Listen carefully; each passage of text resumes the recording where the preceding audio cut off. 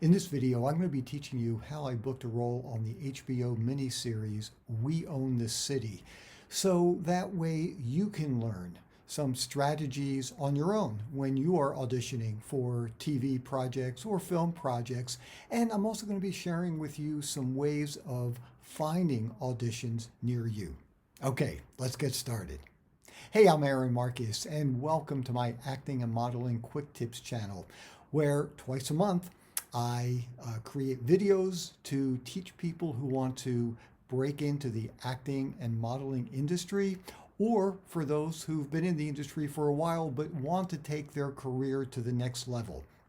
So if you haven't done this yet, don't forget, click the subscribe button, the little bell, the notification button, and if you like the video, which I hope you do, click the thumbs up.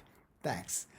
Okay, so this was a really interesting journey for me to book a role as William Papura on the miniseries We Own This City, which was created by David Simon and George Pelecanos, and it's based on a book from a Baltimore Sun reporter talking about a situation that took place in Baltimore, Maryland.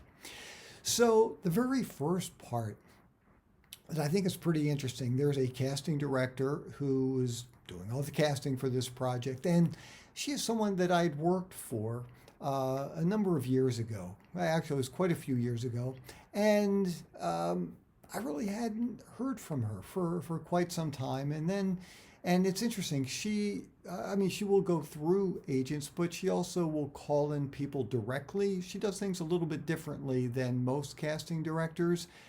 Most casting directors, at least for larger projects, they want talent submitted by agents. This particular one, she's okay with having people, she'll send out information, and she's okay with people submitting headshots and resumes on their own, and if she thinks that you're right for a role, she'll call you in.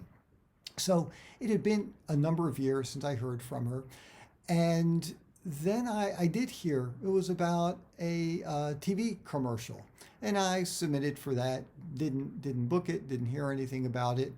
And then I heard about this project that was taking place because she had sent out information about it.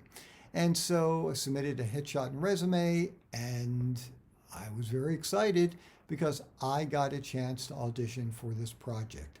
And I was reading for a specific attorney who was involved in this case. And then I didn't hear anything for a number of days. And then I got an email saying that I had a callback. And I thought, well, this is great. Now, once again, when you get a callback, it really doesn't mean that much. I mean, don't start thinking, oh, I got a callback. Hey, it looks like I'm going to get this job. You are still very, very far away from booking a job. I mean, a number of people are getting called back. All that means is that there's an interest in you. They think that you look right for the role. They thought what you did was interesting, and they want you to read again. And so if that happens, hey, that's nice, but don't start thinking that you've got the job. You're still very, very far away from it. And so anyhow, I did get a callback, and a couple of things to keep in mind for callbacks is I always start off, well, first of all, I wear the same clothing that I wore for my initial audition. It's not a superstitious kind of thing. It's simply because they liked the way I looked. They thought I looked right for this role. I want them to see it again. Sometimes actors make mistakes, and they will look very different. They change their hair, they change the wardrobe because they want to show they've got a wide range of looks. Don't do that. What you want to do is they liked what they saw, give it to them again. And start off your callback by reading it the same way you did the first time. Now, look, we're not robots. You can't, punch in, well, my audition was a number 63, so I'll repeat that one. No, but you do, and you should know what was the intention? What are you trying to get out of the scene? What's going on? Um, what's the scene about? Who is the scene about? You should have a pretty good idea. Or, look, if you shot a home audition, then you might still have it if you haven't completely deleted it yet, which isn't a bad idea. Hold on to the audition, for maybe a couple of weeks just to see in case you need to review it. And so you do the audition again, try to do it the same way. If they want to see a different kind of read, or if they have some notes for you, listen to what they have to say, of course, and then do it. I did get one note. It was a very, very short note. And so I felt a little differently about it, but certainly when I was asked to do it with their idea, I did it that way. And you know what? They might have thought, and that's why, look, you can't read into what other people are thinking. They might have thought the way I read it is exactly how they think this character should be reading the role. Maybe they're going to ask you to do it differently just to see if you can take direction, just to see if you are able to make different types of reads in a interesting way, because sometimes on a set it's not unusual for a director to walk over and just give you some kind of note, give you a suggestion, and and make a slight adjustment. So once again, maybe they love what I did. They just want to see if I can actually take direction from somebody and make that change so that they don't think I'm just a one-trick pony. So I did that. Then didn't hear anything. And then, I don't know, it was like 3-4 days later, I got an email from the casting director, and I thought, okay, well, there's probably another role for me to audition for. They were offering me a part. It was a different character. Now, it was interesting. It was still an attorney, but it was a different attorney. So who knows? Maybe they already had the attorney booked for the role that I was reading for. But they just wanted to see what I looked like, what I sounded like as an attorney. Who knows? So, I was very excited. This is a David Simon project and George Pelicanos project. These guys are just really incredible. I don't know if you remember The Wire, which I still think is one of the greatest shows on television, and I felt so fortunate to have worked on that. But they've done millions of other projects, and they're smart, they're interesting, they make statements about the world, they can change your mind about things. It's a really, really intelligent group of people who put these programs together. So I was really excited. And then in the emails, I'm reading it, they said, just wanted to make sure that you would be available on this date, because it was a one-day shoot. And I looked at it, and I looked at my calendar, and I realized I'm going to be away on vacation during that shoot date. And my heart kind of sunk a little bit. And I can tell you, in the past, I would have done anything and everything to do both. If it meant flying back in the night before from where I was going to be on vacation, do the shoot, fly back to vacation to be with my family, I would have done that. This time, I just decided, just with pandemic and we canceled another vacation because of the pandemic, I just didn't want to do it. I didn't want to break up my vacation. It would have been complicated. We were about an hour and a half from an airport, and I didn't want to ask anybody to drive. Anyhow, without getting into all the details, I just decided, really, I would have to say probably for the first time in my life, I'm going to turn this down. And I felt horrible about it. I was hoping, well, maybe there'll be another role for me to audition for. I just don't want to do it. So I thanked them very much for the opportunity, and I let them know that I was not able to do it because I was already booked out. I didn't say vacation, and I think that was probably a good idea. I didn't want to say, well, I'm going to be away on vacation. I just said, I'm really sorry, I'm already booked out for that day. And they thanked me, for getting back in touch with them right away. And it was hard. Honestly, it was a really hard decision. There were parts of me, it still was kind of biting me a little bit. I think, oh, did I really make a mistake with this? And so the windup was, went on vacation, and in the middle of the vacation, and I was checking emails periodically, got an email from the casting director. And I thought, okay, well, great. At least I'm going to have another opportunity to audition. And for a variety, who knows why, they changed the shoot date.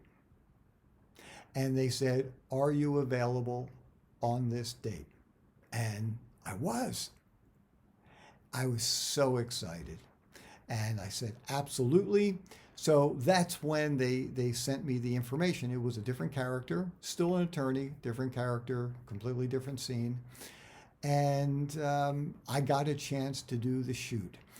A couple of things I just wanted to mention to you just about working on a show and how to find shows to work on. As far as working on a show, let me just tell you something that I've learned that's helpful to me. And once again, this might not be of any help to you at all, but this is a really good thing that I just started doing fairly recently, last number of years. Whenever I'm working on, whether it's a film or a TV show, any kind of bigger project, I don't like just sitting in a trailer. I don't know. It just doesn't feel good to me. I'm not saying I don't go into the trailer, I don't stay in there, but not like for hours and hours and hours. I just don't like doing that. And something that's really helpful is for me to get onto the set early. So that way I'm not sitting in a trailer for hours and hours and hours, which sometimes happens. And then you have a PA, production assistant, who will knock on your door saying, Mr. Marcus, they're ready for you. And then you walk onto the set, and a lot of times you don't have rehearsal time. You just go in there, maybe you run through it one time for the camera, for sound and things like that, and then boom, you start shooting. So what I always do, I ask, you can't always do this, but I always ask, and I try to do it as much as possible. I want to get onto the set early. Even if there's nobody in the room, doesn't make any difference. If they're setting up the room, I'll just be in a corner, doesn't matter to me. I just like being there. I like taking some deep breaths. I want to feel the room. I want to run my lines in the room, even if there's nobody there to run lines with me. And it just feels like a much easier transition to go from sitting in a trailer to doing the scene if I've had an opportunity to, even if it's just 10 minutes or 15 minutes, just to be in there. So I wanted to share that one with you. And I was able to do that. I was able to get in there a little bit early, and it was just great. And so anyhow, so that is how I actually wound up booking it.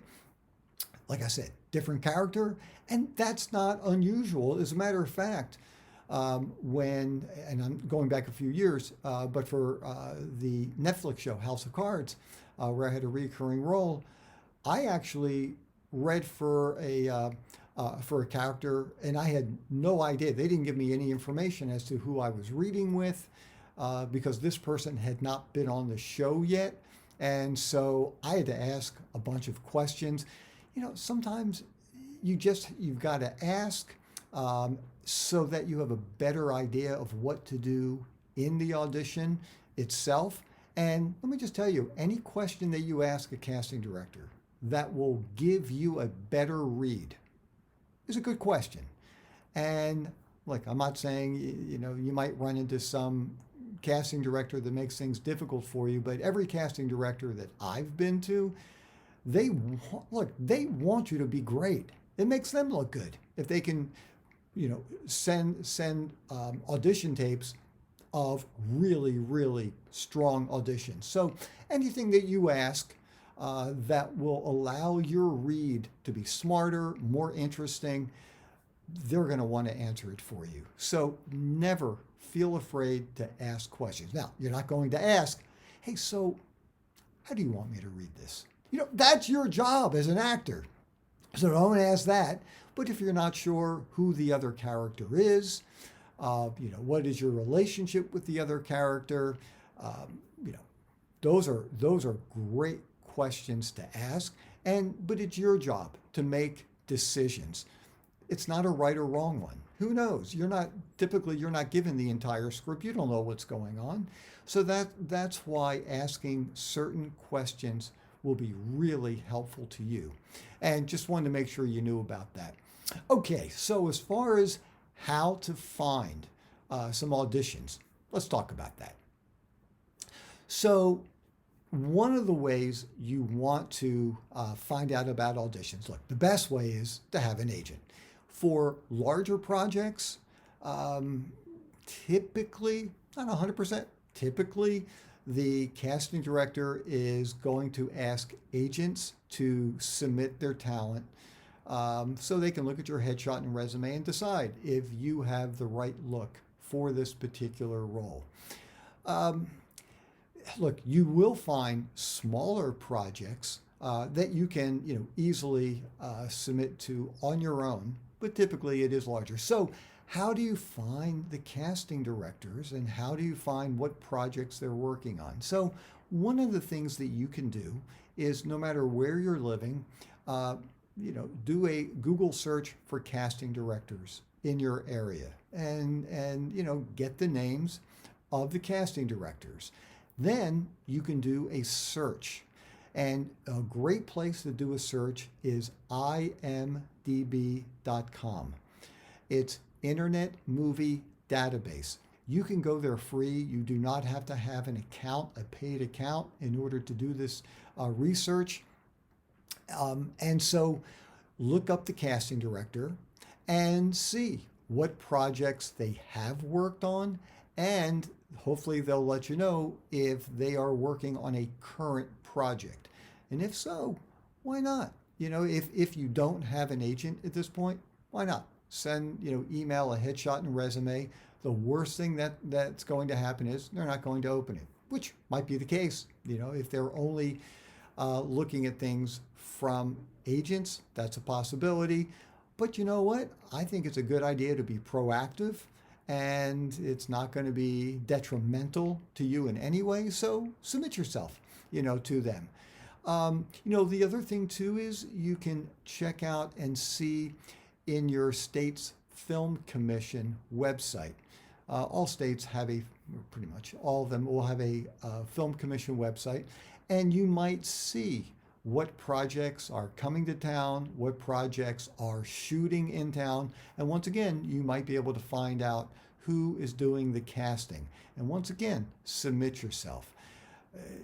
Look, you might be surprised. They might call you in. They might think you've got the perfect look for this, or they might just delete it and might go into spam. But in either way, like I've always been a marketer all my life. I've always been, trying to take more control of my career. I've been doing that for over 35 years. And so I highly, highly recommend you do both of those things, submitting yourself to casting directors, going on film commission websites, to find out what kind of projects are happening near you.